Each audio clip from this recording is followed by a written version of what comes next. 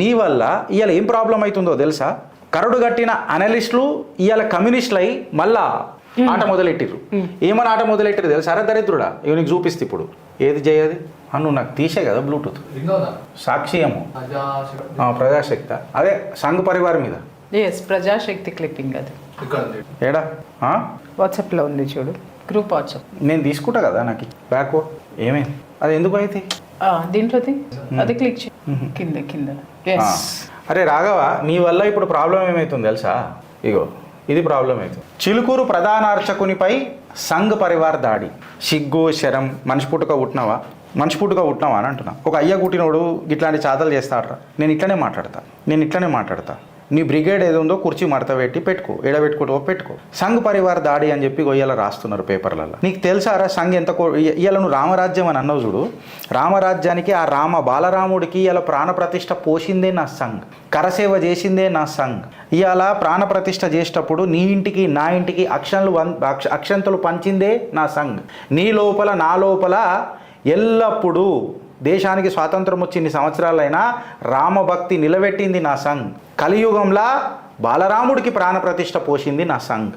ఇది నువ్వు ఫస్ట్ గుర్తుపెట్టుకొని మాట్లాడు. ఇప్పుడు ఈ ముచ్చటన నేను అవన్నీ ఎందుకు మాట్లాడుతున్నానంటే, అరే సిగ్గుదప్పినోడా, వెనకటికి వరంగల్లా ఒక అర్చకుడి పైన సత్యనారాయణ అనుకుంటా, ఇఫ్ ఐఎమ్ నాట్ రాంగ్, ఆయన పైన ఘోరాతి ఘోరంగా ఒక ముస్లిమోడు, అన్యమతస్థుడు అని నేను అన్నా, ముస్లిమోడు దాడి చేసిండు. తీవ్రంగా గాయపడ్డాడు, మరణించిండు ఆయన.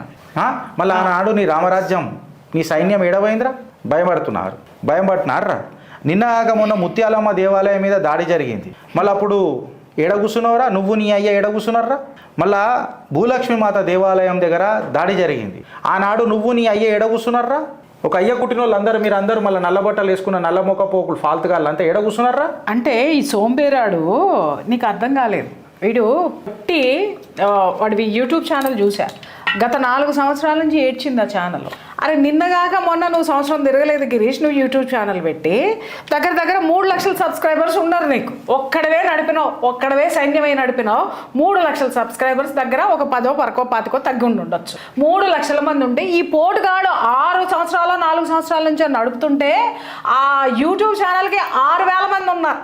అంటే వీడి కథాకమామ ఇష్యూ, వీడి యొక్క చేష్టలు, వీడి యొక్క సాడిస్టిక్ ఇష్యూస్ని ఎవరు యాక్సెప్ట్ చేయలా, ఎవడు రాలా. ఇంకొక విషయం ఏంటంటే, వీడి యొక్క సిచ్యుయేషన్స్ ప్రకారము వీడు పెట్టేటటువంటిది, ఇప్పుడు వాడి పోరాటం ఏం చెప్తున్నాడంటే, నేను ఒక సైన్యాన్ని తయారు చేసి దండెత్తుతాడంటే, ఎవడి మీద దండెత్తుతావురా? ఎక్కడి నుంచి సైన్యం తీసుకుంటున్నావు నువ్వు? ఇప్పుడు వీళ్ళకి 20,000 నెలకి జీతం ఇస్తున్నాడు. What is your earning? No. It is not a question of earning. The government agencies should definitely probe into the matter that what is the source of this income. Exactly. అటు 20,000 జీతం ఇస్తున్నాడు అంటే ఈ దుకాణం నడపనీకి నాతోనే అయితలేదు, ఈ దుకాణం మాకు నడపనీకే మాతో అయితలేదు. డైరెక్ట్ చెప్తున్నా నేను. వీఆర్ నేను చెప్పినా కదా, మా రిజర్వ్ జర గట్టి కూడా పట్టుకే నడుచుకున్నది, మాతోనే అయితలేదు. వీడికి 20,000 జీతం ఇచ్చి వీడు ఎట్లా నడుపుతున్నాడు? ఇది చెయ్యాల. ఇది చెయ్యలేని పరిస్థితులల్లా 9వ తారీఖు జరిగితే అది నిన్న రాత్రి బయటపడ్డది. ఈ గ్యాప్ ఎందుకు డిలే అయింది పోలీసుల దగ్గర కూడా అనేది నేను ఎంక్వైరీ చేయాలా, ఖచ్చితంగా చేయాలి. ఎఫ్ఐఆర్లలో కూడా డిలే ఎందుకు అయింది అంటే, ఇక్కడ మనం అప్పుడు వెళ్ళినప్పుడు ఇందాక మనము వారిని కలవడానికి వెళ్ళినప్పుడు అక్కడ మనకి వినపడింది ఏంటి అని అంటే, వీడు ఇలాగే ధనవంతులను పట్టుకొని బ్లాక్మెయిల్ చేస్తున్నాడండి, వీడికి చాలా పెద్ద కథ ఉందంటండి అని మాట్లాడారు వాళ్ళు. ఇక్కడ నేనేం అడుగుతున్నానంటే, అసలు వాడి కథా కమామేష్ ఏంటో బయటికి తీద్దాం. ఇంకొకటి వీడి ఫండింగ్ ఏందో అన్నది మొత్తం బయటికి తీద్దాం. ఇప్పుడు ఈ ఎపిసోడ్లలో ఎవడెవడు ఎన్కాష్ చేసుకుంటుండో వాడిని కూడా బయటికి తీద్దాం. స్వచ్ఛందంగా ఎవడు ఉన్నాడు అన్నది మీ ముంగట తెలిసిపోతుంది కదా, దూత్ కా దూత్ పానీ కా పానీ అయిపోతుంది. ఫ్యాక్ట్ ఆఫ్ ది మ్యాటర్ ఏందని అంటే, అగర్ గవర్నమెంట్ ఇంట్లో ప్రోబ్ చేయకపోతే, దీనిలో ప్రోబ్ చేయకపోతే నేను రాజకీయ హంగు ఖచ్చితంగా తీసుకో. మేబీ ప్రియాంక స్వచ్ఛందంగా యాజ్ పర్ ది అక్కడ చూసింది, ఇప్పుడు మేము పోయి మాట్లాడింది, మీతో మాట్లాడిందొచ్చు. కాకపోతే నేను రాజకీయంగా మోటివేట్ అయి ఉన్నా కాబట్టి ఇలా రాజకీయం కలుపుతా. ఇప్పుడు అగర్ కూడా రేవంత్ రెడ్డి, 2వ ముఖ్యమంత్రి అనుముల రేవంత్ రెడ్డి, మీ అనుభవం ఎంత ఉందో అనేది ఇలా బయటపడాలా. లేకపోతే ఢిల్లీ ఎలక్షన్స్లలో జరిగిన దరిద్రము దాన్ని కప్పిపుచ్చనీకే మళ్ళీ దీని మీదేమన్నా ప్రభుత్వం చేయించిన ఘటననా? ఎందుకంటే ముత్యాలమ్మ ఘటన మీద కూడా నువ్వు డైవర్జెంట్ టాక్టిక్ చేసినావు. అనుభవం లేని ముఖ్యమంత్రి అనుముల రేవంత్ రెడ్డి, నువ్వు వచ్చిన తర్వాత నా సనాతన ధర్మం మీద అనుక్షణం దాడి జరుగుతూనే ఉన్నది. అది ఏ రకంగా జరుగుతున్నది అన్నది ఒకసారి నిఘా పక్కా చేసి చూసుకో. ఎందుకు చెప్తున్నా ఈ విషయం అని అంటే, హోంశాఖ కూడా నువ్వే కుర్చీ మడత పెట్టుకో, హోంశాఖ కూడా. So what is that you have delivered until today is a big speculation. నీ డైవర్జెంట్ టాక్టిక్స్కి ఇది కారణమవుతుందా అనేది పెద్ద ఆలోచన. ఎందుకంటే ముత్యాలమ్మ దేవాలయంలో కూడా సిట్టు పెట్టినావు, సిట్టింగ్ నువ్వే కూర్చున్నావు, మళ్ళీ దాని మీద ఏమాయ్ అని అడుగుతున్నావు. అసలు ఏ విధమైనటువంటి బయటికి రాలేదు. దాని మీద ఏం జరిగింది అంటున్నా. భూలక్ష్మి మాత దేవాలయం మనం మాట్లాడినాం 3-4 టైమ్స్ కూడా. ఇప్పుడు ఇంకొకటి ఓల్డ్ సిటీలోనో ఏడనో ఒక పోల్ దగ్గర ఒకడు గుద్దిండు, పోలు పడిపోయింది. अब क्या करते हो उसको अरेस्ट करके छोड़ देते, क्या करते वो बोला ना गलती हो गया करके, మళ్ళీ నాకు గలీజ్ మాటలు వచ్చినాయి. क्या कर लेते भाई जरा मैं माफी मांग लिया ना అని చెప్తాను, నడుస్తుందా? అటు రేపు వచ్చి పోలీసు వాళ్ళ మీద దాడి చేస్తాడు, నడుస్తుందా? అందాక ఎందుకు గిరీష్, ఇప్పుడు ఓల్డ్ సిటీలో హోటల్స్ మీద దాడి జరిగింది, మీకు గుర్తుందా? దాడి జరిగినప్పుడు మొత్తం సీజ్ చేసి అందులో చికెన్ మొత్తం సీజ్ చేసి పడేశారు. తీసుకొని వెళ్తే మీకు ఇప్పటికీ నీకు యూట్యూబ్ లో కనిపిస్తా ఉంటే ఎంత సింపుల్ గా అక్కడ ఉన్నటువంటి లీడర్స్ మాట్లాడినారు అని అంటే, అధికారులు చెప్తారు అరే మాల్ వాపస్ దేదో ఉస్కో, వాపస్ దేదో అని అంటున్నాడు. ఏమంటే అది ఖరాబ్ అయిపోయింది, ఇది ఉందంటే ఏ క్యా ఖరాబ్ హువా బతావ్. అరే ఎలుకలు ఉన్నాయి, ఎలుకలు తినేసిపోయింది, అది విషయం. అరే చూతే అయితే క్యా హై, మేరే ఘర్ మే భీ హై चूहे मेरे घर में भी ज्यादा है, मैं क्या कुछ नहीं खा रहे नहीं पी रहे, ऐसा चलता. అరే అంటే అరే ఎలుకలు మనుషులు తినేటటువంటి ఆహారంలోకి ఎలుకలు తింటున్నాయండి, విషపూరితం అవుతాయండి, కాపాడడానికి వస్తాయంటే ఎలుకలు నా ఇంట్లో కూడా ఉన్నాయి అని అంత తేలిగ్గా మనుషుల ప్రాణాలని తీసి అవతల పారేసేటటువంటి దాంట్లో కూడా ఎంత వెటకారం చూడండి, ఎంత వెటకారంగా వాళ్ళు మాట్లాడి మనుషులతోటి ఆడుకుని జులుం చలాయిస్తుంటే, ఇక్కడ ఇంత జులుం చలాయించినటువంటి మనిషి మీద నాకు ఇక్కడ మనం వెళ్ళే ముందరే ఒక సంఘటన జరిగింది. కరుడు గట్టినటువంటి హేతువాదైన మన కేటీఆర్ గారు కూడా ఇంత పెద్ద బొట్టు పెట్టుకొని బొట్టు, అదే రాజకీయం అనేది పక్కన పెడదాం రా భయ్, జిందగీలో రాలే అట్లా ఎప్పుడు రాజకీయం అనేది పక్కన పెడదాం, అట్లీస్ట్ రావాలి కదా. సరే వచ్చి ఓకే అనడం కాదు, ఈడ నుంచి ఈడకి బొట్టు పెట్టిండు అంటే అది రాబోయ్ నా సనాతన ధర్మం, నా తరీకా ఎందుకంటవేమో. ఇంకా ఇందులో ఒక ప్లస్ పాయింట్ ఉంది అక్క, ఇందులో ఒక ప్లస్ పాయింట్ ఏందనంటే, నేను అమెండ్ చేస్తున్నా అక్క మాటలకు, ఏందనంటే ఇవాళ ఒక్కొక్కడికి భయం పుట్టుకున్నది. సనాతన గుండెలల్లో మేము చోటు లేకపోతే మాకు రాజకీయ భిక్ష కూడా దొరకదు, రాజకీయ అదే అంటున్నా, బొట్టు అనేది అందుకే అన్నా అది నా సనాతన ధర్మం, ఎందుకంటే ఉనికిని తెచ్చిపెట్టేది, ధర్మబద్ధంగా వెళ్ళమని చెప్పేది, ఈ ధర్మంలో నువ్వు లేకపోతే సంకర ఆగిపోతావని చెప్పేది నా సనాతన ధర్మము. అది అంత గొప్పది కాబట్టి హేతువాదులు సైతం దాన్ని అంగీకరించి వస్తున్నటువంటి సియారామ్ అని చెప్పి మన బంధువు, మన చిత్రగుప్తు బంధువు అని అందాము, ఎక్స్టెండెడ్ ఫ్యామిలీ, ఒక కమెంట్ పెట్టిండు. అల్లు అర్జున్ మీద అసెంబ్లీలో మాట్లాడతాడు, అల్లు అర్జున్ మీద. ఇప్పుడు నా సనాతన ధర్మాన్ని కాపాడే ఆ సైనికుడు, ప్రధాన సైనికుడు అంటే నేను ప్రధాన అర్చకుడు అన్న ప్రధాన సైనికుడు మీద నువ్వు అసెంబ్లీలో మాట్లాడవా? భూలక్ష్మి మాత టెంపుల్ మీద నువ్వు మాట్లాడవా? ఈ మన ఏది ముత్యాలమ్మ దేవాలయం మీద నువ్వు మాట్లాడవా? లంకనే అగ్నితో అలికిన నా కపికిషోరుడు దేవాలయాన్ని అగ్నికి హావుతి చేసిరు నీ ప్రభుత్వంలా. నవగ్రహాలు ధ్వంసమైనవి, సాక్షాత్తు ఆ రుద్రుడే లింగమే నందే ధ్వంసమైంది. దీని మీద నువ్వేమన్నా చర్చ పెడతావా, అసెంబ్లీలో మాట్లాడతావా? 90,000 ఎకరాల దేవాదాయ శాఖ భూమి తెలంగాణలో అన్యక్రాంతమైందని చెప్పి అసెంబ్లీ సాక్షిగా అనుముల రేవంత్ రెడ్డి 2వ ముఖ్యమంత్రి ఒప్పుకున్నాడా లేదా? ఇది ఒప్పుకుంటే నువ్వు పీక్ కట్టలు కట్టినావా, ఏం చేస్తున్నావు? మళ్ళీ దీని మీద చర్చ జరగాలనా వద్దా?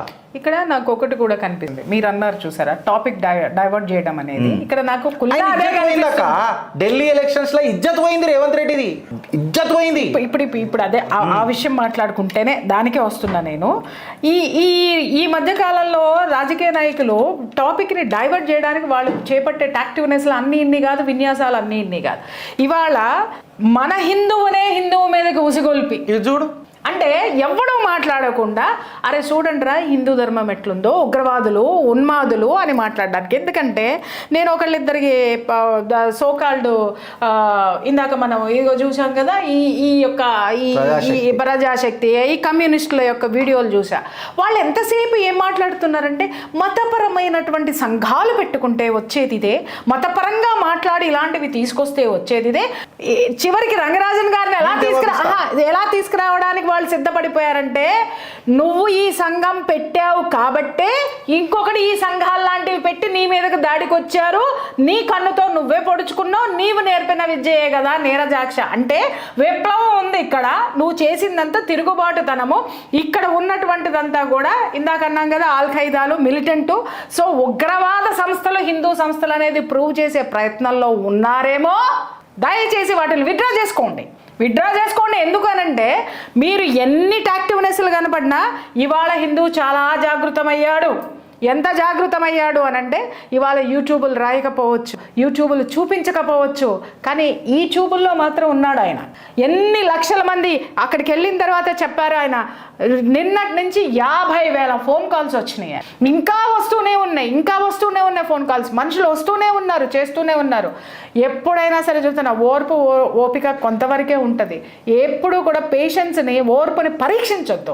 అది విస్ఫోటనం అయితే తట్టుకోవడం చాలా కష్టం. కరెక్ట్. ఇప్పుడు సంఘ పేరు మీద మీరు మాట్లాడారు కదా చాలామంది. ఇప్పుడు నేను కొన్ని విషయాలు చెప్తా మీకు. సంఘ్ అనే అంత స్థాయి మీది కాదు. ఫస్ట్ ఆఫ్ ఆల్ నేను అలాగే చెప్తున్నా, కమ్యూనిస్టులు ఇలా కమ్యూనిస్టులు అందరూ అనలిస్టులు అయ్యారు అక్క.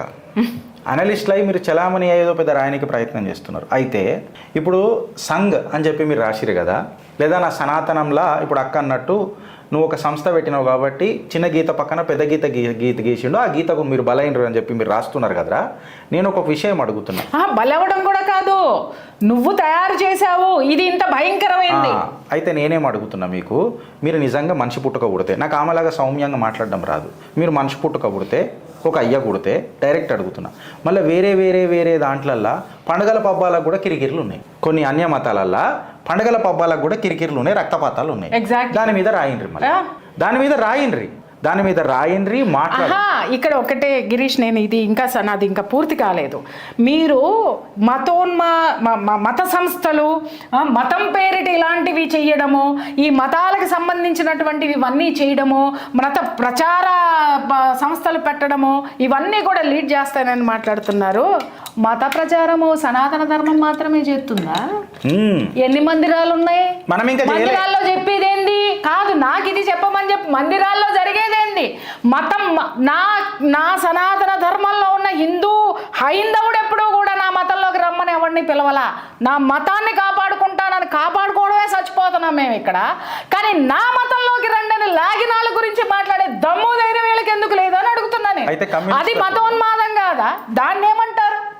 నా హిందూ ధర్మం నుంచి మా ధర్మం గొప్పదని విపరీతమైనటువంటి పోస్టులు పెడుతున్నప్పుడు ఆ పోస్టులు కనపడట్లేదా? వీళ్ళకి సెక్యులరిజం అంటే హిందూ ధర్మాన్ని నోరు మూసుకోమని చెప్పడం, ఏం జరిగినా భరించండి అని చెప్పడం. సెక్యులరిస్ట్ అంటే హిందూ ఒక్కడే, మిగిలినాళ్ళు కాదంట. నా దేశంలోకి వచ్చి నా మతం మీద నా ధర్మం మీద మీ జులమేంది? అయితే ఈ సంఘ్ అని అన్నారు కదా, నేను ఆ కమ్యూనిస్టులకు కొంచెం చెప్తున్నా. సంఘ్ని దగ్గరికేం చూసిన వాళ్ళం, సంఘ్ తయారు చేసిన వాళ్ళం కదా, ఆ అందులోనే వచ్చిన వాళ్ళం కదా, గర్వించి మాట్లాడుతున్నా. ఒక ధర్మబద్ధమైన జాతీయవాదాన్ని నింపుతుంది నా సంఘ్. ధర్మబద్ధమైన జాతీయవాదం. సర్వే జనా సుఖినో భవంతు లోకా సమస్తా సుఖినో భవంతు అని చెప్పింది. There is a difference. అది నా సంఘ్ నేర్పిస్తుంది నాకు. ఏం చెప్తుంది అంటే ధర్మం, నేషనాలిటీ 2 రకాలుగా డివైడ్ చేసి చెప్తుంది. అందులో ఉన్న అంతరార్థాన్ని చెప్తుంది. ధర్మం ఒకటి, నేషనాలిటీ ఒకటి.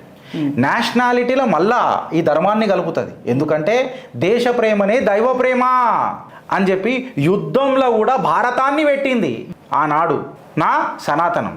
ఇది ఇట్లా నడుపుతుంది నేషనాలిటీ. ఏ నేషనాలిటీ అనే కాడికి వస్తే ఇప్పుడు దాకా మీరు అన్నారు సర్వే జనా సుఖినో భవంతు. ఏదన్నా ధర్మం ఏదైనా మతం మాట్లాడిందా? సర్వే జనా సుఖినో భవంతు వసుదేవ కుటుంబకం అని చెప్పి ఏదన్నా ధర్మం మాట్లాడిందా? ఏదైనా మతం మాట్లాడిందా? మేము ధర్మకాడికి రావాలంటే మీకు చాలా టైం పడుతుంది. అసలు ఇవన్నీ మాట్లాడడానికి నోళ్ళు ఎలా వస్తాయి? రావు. దీన్ని అంచెలంచెలుగా ప్రేరేపించి ప్రోత్సహించింది నా సంఘ్. దేశభక్తులనే దైవభక్తి చూపించింది నా సంఘ్. అందుకే సంఘశక్తి యుగే యుగే అని చెప్పినాం మేము. మమతల హోమం నా సంఘ్, ఆ హరిహర ఆశీర్వాదం నా సంఘ్. మీకు ఒక వెన్నుపూస లాంటి సంస్థ ఉంటే మీకు తెలుస్తుంది, ఒక మాతృత్వ సంస్థ మీకు ఉంటే మీకు తెలుస్తుంది. చచ్చిపోయిన బొందలగడ్డలను మమ్మీ అనుకొని బతికే జాతులకైనా వచ్చిన వాళ్ళు మీరు, మీకేం తెలుస్తుంది రా? నిన్న ఒకడు యూట్యూబ్ ఒకడు అన్నాడు వెనకటికి, ఈ కమ్యూనిస్టు పెరిగిన కథలే ఉంటాయి, ఆ బీర్ బైసెప్స్ అన్నట. ఆడు తల్లిదండ్రులు ఇక నువ్వు వీడియో పెట్టి చూస్తావేమో రా, కెమెరాలు పెట్టి చిల్లర నా కొడుక. వీళ్ళందరిది ఏముంటుంది అంటాక ఆడేమంటాడు, సంసారం తల్లిదండ్రులు ఎప్పుడైనా నువ్వు చూసినావా తల్లిదండ్రులు పెట్టి సంసారం? ఎక్బర్ దేకలేనా, ఎవరు మజా బతానా అని ఇట్లా మాట్లాడుతున్నాడు వాడు. వీళ్ళది ఎట్లుంటుంది అంటాక ఒక స్టేజ్ రానీకే జాతీయవాదం గురించి మాట్లాడతారు, ఒక స్టేజ్ దాకా రానీకే ధర్మం గురించి మాట్లాడతారు. ఈ స్టేజ్ వచ్చిన తర్వాత ఇక్కడ సాచురేట్ అయిపోయిన తర్వాత ఇక వీళ్ళ అసలైన సిసలైన రంగు మొదలెడతారు, బయటపడతారు. అబీర్ బైసెప్స్ రణవీర్ ఖాన్ గురించి మాట్లాడుతారు. వీళ్ళకి గిట్లాంటి వాళ్ళే ఉంటారు. వీళ్ళు ఏం చేస్తారు, గ్లోబల్ ప్లాట్ఫామ్కి పోనీకి ప్రయత్నించినప్పుడు ఏం చేస్తారు, ఇగో ఇట్లాంటిది ఒక బేస్ క్రియేట్ చేసుకుంటారు. మేము చాలా గ్లోబల్, వీఆర్ చాలా వోకల్ అని చెప్తారు. మళ్ళీ గలీజ్ మాటలు వస్తాయి, కమ్యూనిటీ గైడ్ లైన్స్ వస్తాయి అని చెప్పి ఆగుతుంది. ఇక్కడ తల్లిదండ్రుల్ని మాతృదేవోభవ పితృదేవోభవ అని చెప్పినటువంటి గొప్ప ధర్మం మనది. మరి వాడు పోయి తల్లిదండ్రులు సంసారం చేసుకుంటే చూసి మజా ఏందో తెలుసుకొని రా అని చెప్పేటటువంటి ధర్మాలు మరి ఏమున్నాయో యాడున్నాయో. ఇంకా ఈ దరిద్రమైనటువంటి దరిద్రపగొట్టు ఆ దిమాకలకే మనం వదిలేయాలేమో గిరీష్. కరెక్ట్ గా మాట్లాడాలి. ఇంకా గట్టిగా తీస్తే ఇక గొర్రెలు గిర్రెలు అన్ని కాడికే నేను తీసుకుంటూ వస్తే అది వేరే రకంగా ఉంటుంది. నీకు ఒక చిన్న విషయం అది చెప్పి ముగించి నేను ఎగ్జిట్ అవుతాను. ఇందాక మనం అన్నాం చూసావా, మళ్ళీ చెప్తా నేను, సర్వే జనా సుఖినో భవంతు లోకా సమస్త సుఖినో భవంతు అనేది మనం మర్చిపోయినాం అని చెప్పి ప్రకృతి ఏమన్నా ఊరుకుందా గిరీష్ భాయ్? ఎల్టా గుర్తు చేసింది మనకు. ఆ మధ్య ఒకటి వచ్చింది చూసావా మహమ్మారి, కరోనా తీసుకొచ్చి గుర్తు చేసింది. అప్పుడు ఏమనుకున్నావు, నా పక్కనోడు బాగుండాలి. మళ్ళీ ఏమనుకున్నావు, చైనాలో అందరికీ కరోనా తగ్గిపోవాలి. మళ్ళీ ఏమనుకున్నావు, యూరోప్ లో ఎక్కువ ఉందంటే వాళ్ళందరూ బాగుండాలి. మళ్ళీ ఏమనుకున్నావు, అమెరికా సర్వనాశనం అయిపోతుందంట, శవాలు గొట్టలు తేలుతానంట, అమ్మో వాళ్ళందరికీ తగ్గిపోవాలి. ఇది నా సనాతనం, ఎప్పుడో ఎన్నో యుగాల నుంచి మోసుకొస్తుంది ఇది. లోకా సమస్త సుఖినో భవంతు అని ఎందుకు చెప్పిందో ప్రత్యక్షంగా ప్రకృతి చూపించింది. అది ఆ ధర్మం గురించి మాట్లాడే అర్హత ఉంటే మాట్లాడండి, విమర్శించే హక్కు ఉంది కదా అని ఇష్టం వచ్చినట్టు మాట్లాడితే మానవుళ్ళు ఇదిగో మాలాంటి వాళ్ళం కూడా నోళ్ళు ఇప్పేస్తుంది. రాష్ట్రీయ స్వయం సేవక్ సంఘ్ ప్రకటన ఇచ్చింది అక్క. చిలుకూరు దేవాలయం ప్రధాన అర్చకులు శ్రీ రంగరాజన్ గారిపై ఇటీవల జరిగిన దాడి ఘటనను రాష్ట్రీయ స్వయం సేవక్ సంఘ్ తీవ్రంగా ఖండిస్తున్నది. శ్రీ రంగరాజన్ గారి మీద అమానుష దాడికి పాల్పడ్డ వారిపై లోతైన దర్యాప్తు చేసి కఠినంగా శిక్షించేలా ప్రభుత్వం చర్యలు తీసుకుంటుందని భావిస్తున్నాము. దేవాలయ పరిరక్షణ ఉద్యమంలో కీలక పాత్ర పోషించిన రంగరాజన్ గారిపై జరిగిన దాడి కేవలం ఒక వ్యక్తిపై జరిగిన దాడిగా భావించరాదు. సామాజిక విలువలు సనాతన ధర్మంతో ముడిపడిన అర్చక దేవాలయ వ్యవస్థ పైన మొత్తంగా హిందూ సమాజం పైన జరిగిన దాడిగా ఆర్ఎస్ఎస్ భావిస్తున్నది. ఎంత క్లారిటీగా రాసిర్రాపై, ఇంకా చదువుకుంటూ పోతే పెద్దగానే ఉంటుంది. సో ఇప్పుడు దాకా మేము మాట్లాడింది ఆ ప్రకటన ఆల్మోస్ట్ సింక్ అయినాయి. మీరు రంగరాజన్ గారికి ఇప్పుడు నేను చాలా మందికి ప్రశ్నిస్తున్నా అక్క, ఇంకొక విషయం, ఒక్క టాలీవుడ్ హీరోనన్నా ఖండించిండా? ఈ కాళ్ళ గురించి మనం చెప్పుకోవడం, ఒక్క టాలీవుడ్ హీరోనన్నా వస్తున్నాయి ఫీలింగ్స్ నాకు వస్తున్నాయి ఇక మీ మీద మంచిగా వస్తున్నాయి. మీకు సిగ్గు తప్పిన శరం తప్పిన మోకాలు అందరికీ చెప్తున్నా. మళ్ళీ పొద్దున్నే లెగిస్తే పోయి ఆ 7 కొండలెక్కి మొక్కుకొని సినిమా హిట్ అయినా అక్కడే మొక్కుతారు. ఫట్ అయిన తర్వాత హిట్ అవ్వాలి, ఇంకో ఛాన్స్ రావాలని అక్కడికే పోయి మొక్కొస్తారు. కానీ ఆ బాలాజీని అంత అలంకరించి ఆయనకు అన్ని సేవలు చేస్తున్నటువంటి ఆ ధర్మమూర్తికి ఇది జరిగితే కనీసం ఒక్కళ్ళ నోట్లో నుంచి కూడా ఒక్క మాట, ఒక్క ఖండన రాలేదు. మీ బతుకుల్ని ఏమనాలో మీకే తెలియదు. నేను ఏమంటున్నా, కొంచెం ఇప్పటి నుంచి ఇంత మన్నువేటు రే, దేవాలయ కాడికి తెచ్చిపెట్టి మన్నువేటు. నేను ఇట్లా శాపం చల్తాయి ఇలా మీద, ఇలా సినిమాలని నాశనం గాను, ఇలా పైసలని మళ్ళీ వస్తాయి నాకు మాటలు. వాళ్ళకి బుద్ధి రావాలని కోరుకుందాం గిరీష్. ఎందుకంటే ఇందాకే మాట్లాడుకుందాం సర్వేజన సుఖినో భవంతని, వాళ్ళకి బుద్ధి రావాలని కోరుకున్నాం. ఎందుకంటే ఇక్కడ ఇంకొక విషయం నేను కోరుకోను, ధర్మ హింస తదైవచ. ఈ టైప్ ఆఫ్ హింస జరగాలి, నాశనం కావాలి. మీ సినిమాలు కొట్టుకోపోవాలి, మీ నోర్లు పడిపోవాలి, డబ్బింగ్ రాకుండా మీ నాలుకలు పడిపోవాలి, మీ పాటలు వాడకుండా గొంతులు ఎండిపోవాలి, కాదు వీళ్ళు డాన్స్లు ఆడకుండా కాళ్ళు ఇరగాలి. వీళ్ళు ముహూర్తం షాట్లు కొట్టినప్పుడు వీళ్ళే ఆశీర్వాదాలు ఇవ్వాలి, వీళ్ళ యొక్క ముహూర్తాలు పెట్టాలి, మళ్ళీ వీళ్ళకి ఏదన్నా జరిగితే అన్నీ చేయాలి, మళ్ళీ గుమ్మడికాయ తిప్పాలి, అన్నీ వీళ్ళకి ఏదన్నా వస్తే హోమాలు చేయాలి. అంత హిందూ ధర్మాన్ని పైకి వెళ్ళడానికి వాడుకుంటారు. కానీ ఇలాంటి దాడులు జరిగినప్పుడు ఖండించడానికి ఒక్కడికి నొట్ట నాలుక లేదా? దిబ్బో ఇంత బారు డైలాగులు చదివి పేజీలు ముక్కి చదువుతారు కదరా నాయన. ఏం కనీసం దిమాకులో కొంచెమన్నా ఉందా, కొద్దిగన్నా ఉందా? నా దేశము నా ధర్మము అనేది ఏమన్నా ఉంటే అయ్యల్లారా కోట్ల రూపాయలు పుచ్చిపోతున్నాయి ఆడ. ఒళ్ళు పుచ్చిపోకముందే, పుచ్చిపోకుండా కాపాడేది ఆ భగవంతుడే. కానీ ఆ భగవంతుడిని మన దగ్గరికి చేర్చేటటువంటి ఇలాంటి మహాత్ములకి మీద ఏదైనా జరిగినప్పుడు ఖండించాల్సినటువంటి మినిమం కామన్ సెన్స్ అనేది ఒకటి ఏడుస్తుంది. అది మీలో ఉందో లేదో ఒకసారి. ధనం దేహం తప్ప దేశం ధర్మం. 700 మీ రంగులు పూసుకునే మీ ముఖాలకు మాట అడుగుతున్నా. ఇవాళ రాజకీయాలు కూడా గట్లనే.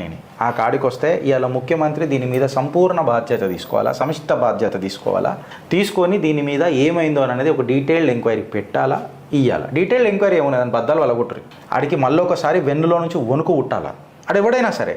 ఇది హిందువులకే కాకుండా అన్య మతస్థులకు, ముస్లింలకు, క్రిస్టియన్లకు కూడా ఇదే వర్తించి ధర్మరక్షణ కొరకై ప్రభుత్వాలు పనిచేయాలా, శాంతి భద్రతలను అనేది కాపాడాలా.